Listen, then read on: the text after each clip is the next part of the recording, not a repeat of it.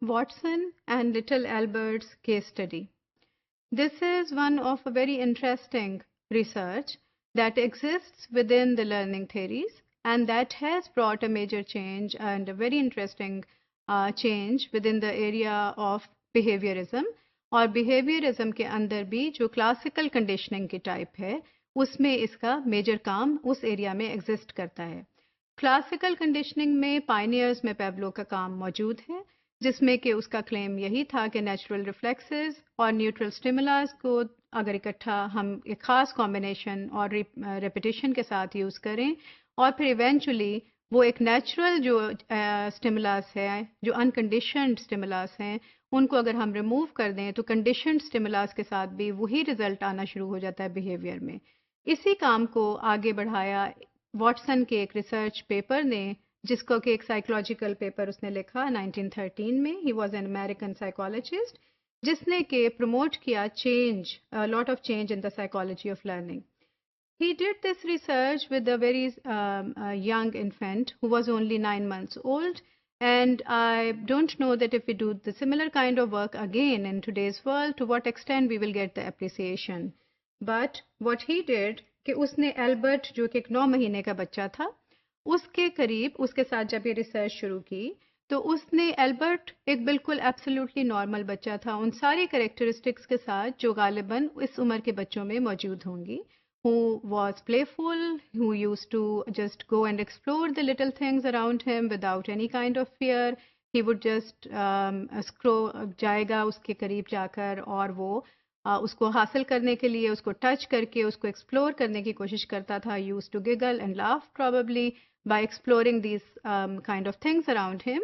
So Watson did an expanded experiment. What he did कि उसने Albert को mattress के ऊपर बहुत सी मुख्तलिफ चीज़ें रखनी शुरू की और एल्बर्ट जब भी जाकर किसी चीज़ को टच करता था या उसको एक्सप्लोर करता था there was no particular kind of reaction और नो स्पेसिफिक रिस्पॉन्स जो कि बहुत मेजर चेंजेस को आपको जाहिर कर रहा है. It was a very normal reaction which every other child would do or every other infant would do at this age. So next eventually what he did that he placed a white rat on the same mattress. और जब Albert ने जाके शुरू में उस white rat को भी उसी कीननेस के साथ और उसी ईगरनेस के साथ ही just crawled towards that white rat and he tried to touch the rat. उस वक्त he introduced the conditioned stimulus. और उसने कंडीशनड स्टिमुलस जो इंट्रोड्यूस्ड की वॉटसन ने वो ये थी कि मैट्रेस में there was some extended metal bars so उसकी मदद से उसके ऊपर उसने इतना ज़्यादा शोर की आवाज़ पैदा की कि जिससे एल्बर्ट बहुत ज़्यादा घबरा के ही started crying. So this was again a very natural response probably what every child would do at this stage.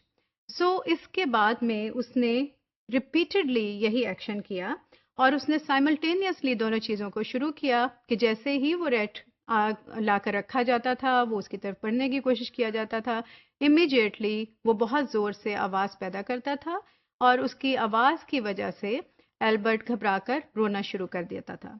Eventually what happened कि without even there being any kind of noise और any kind of sound जैसे ही वो rate को देखता था उसकी बहुत सारी घबराहट की वजह से उसमें वो without even any kind of noise being added वो बहुत ज़ोर से चीख कर रोना शुरू कर देता था और उसमें वो फियर या वो डर उस अमाउंट पे पैदा हो गया जो कि slightly was different from the beginning of the entire procedure. So the infant actually learned to associate the rat with a scary noise and experienced fear whenever he saw it, regardless that eventually there was no noise, but still when he will see the rat, he will cry.